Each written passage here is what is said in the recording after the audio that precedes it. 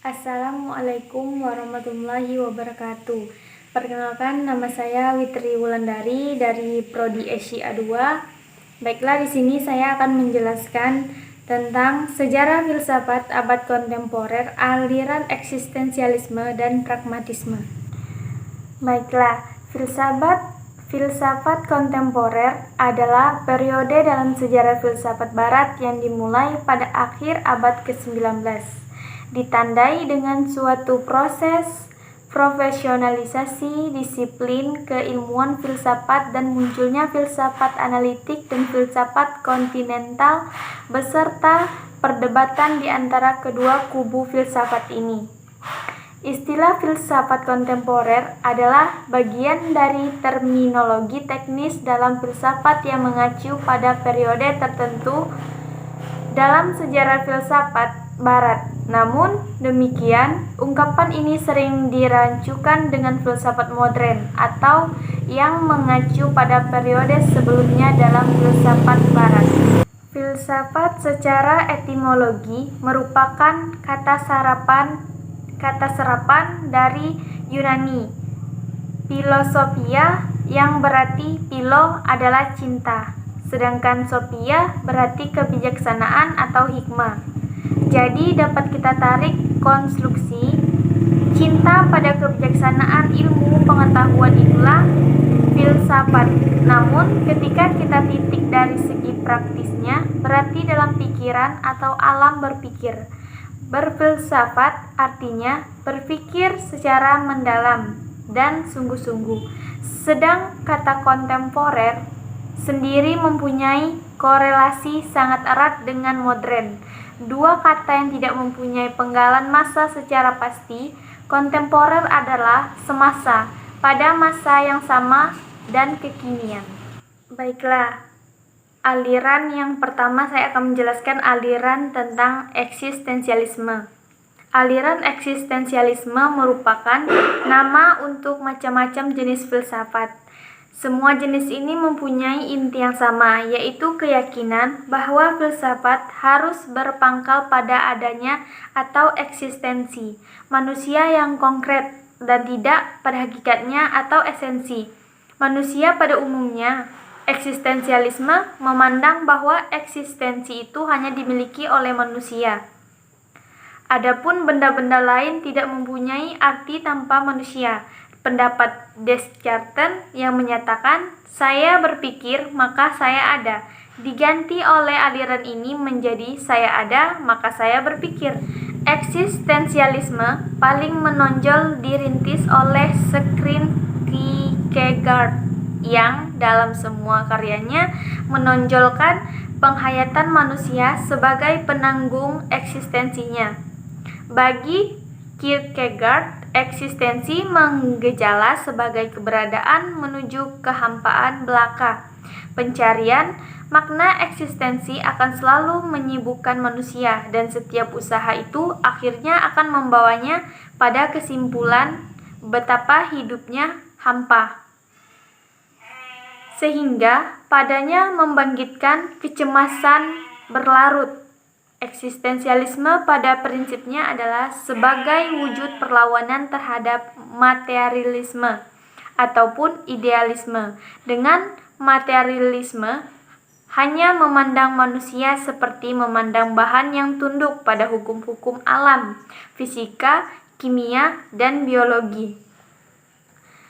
Sartre menyebutnya sebagai en soi, sesuatu badan yang bukan subjek, sedangkan idealisme hanya memandang manusia sebagai idea. Subjek yang selanjutnya hanya menyempatkan diri sebagai kesadaran. Berdasarkan idealisme, manusia hanya dapat berdiri sebagai subjek karena menghadapi objek. Manusia hanya berdiri sebagai manusia karena bersatu dengan realitas di sekitarnya. Sebaliknya, materialisme hanya memandang manusia sebagai objek. Sedangkan barang-barang di dunia ini hanyalah menjadi objek karena adanya subjek. Baru yang kedua, aliran pragmatisme. Pragmatisme adalah suatu aliran yang mengajarkan bahwa yang benar adalah apa yang membuktikan dirinya sebagai benar dengan perantaraan akibat-akibatnya yang bermanfaat secara praktis. Di Amerika Serikat, pragmatisme mendapat tempatnya yang tersendiri di dalam pemikiran filsafati. William James, orang yang memperkenalkan gagasan-gagasan pragmatisme kepada dunia. Pegangan pragmatisme adalah logika pengamatan. Aliran ini bersedia menerima segala sesuatu asal saja membawa akibat yang praktis. Pengalaman-pengalaman pribadi diterimanya asal bermanfaat. Bahkan, kebenaran mistis dipandang sebagai berlaku juga, asal kebenaran mistis itu membawa akibat praktis yang bermanfaat. Pragmatisme adalah bagian dari salah satu aliran filsafat. Pragmatisme merupakan salah satu pemberontakan umum dalam melawan sistem idealisme yang terlalu menonjolkan intelektual dan tertutup. Pada saat itu, para penganut idealisme mengembangkan pengalaman pikiran subjektif manusia sehingga pengalaman tersebut menjadi prinsip metafisika untuk menjelaskan kosmos. Bagi penganut idealisme, semua realitas adalah suatu susunan dan realitas tersebut tersusun dari bagian-bagian yang melekat satu sama lain berdasarkan atas hubungan internal yang saling menunjang. Realitas ini sering diinterpretasikan dalam kategori-kategori intelektual tertentu dan abstrak. Dua aliran filsafat yang sangat mempengaruhi pragmatisme pada awal berdirinya adalah empirisme Inggris dan filsafat Jerman modern. Pada empirisme Inggris, karya-karya yang mempengaruhi pragmatisme ditulis oleh Johann Stuart Mill, Alexander Bain, dan John Venn. Empirisme Inggris sangat dominan dalam terbentuknya pragmatisme adalah George Berkeley. Peletak dasar bagi pragmatisme, pengaruh lain yang perlu ditambahkan adalah pengalaman sosial bangsa. Pengaruh tersebut adalah ekspansi industri dan perdagangan yang cepat dan optimisme yang merakyat yang berasal dari teologi Puritanisme, terutama yang berhubungan dengan kerja keras dan kebaikan.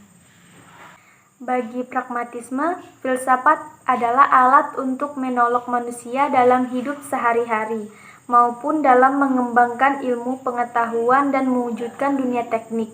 Dalam segalanya, itu pelaksanaan atau praktik hiduplah yang penting dan bukan pendapat atau teori yang hipotesis dan sepihak. Untuk menilai bermanfaat tidaknya ilmu pengetahuan, anggapan-anggapan hidup, malahan filsafat sendiri pun perlu diperhatikan segala hasil dan kesimpulan atau akibat yang terjadi atas dasar hipotesis-hipotesis itu. Yang pokoknya adalah bahwa manusia berbuat dan bukan berpikir. Pikiran atau teori merupakan alat yang hanya berguna untuk memungkinkan timbulnya pengalaman yang semakin ikut mengembangkan hidup manusia dalam praktik pelaksanaannya. Cukup sekian penjelasan dari saya tentang sejarah filsafat abad kontemporer, aliran eksistensialisme dan pragmatisme. Kurang dan lebihnya saya mohon maaf dan saya akhiri. Wassalamualaikum warahmatullahi wabarakatuh.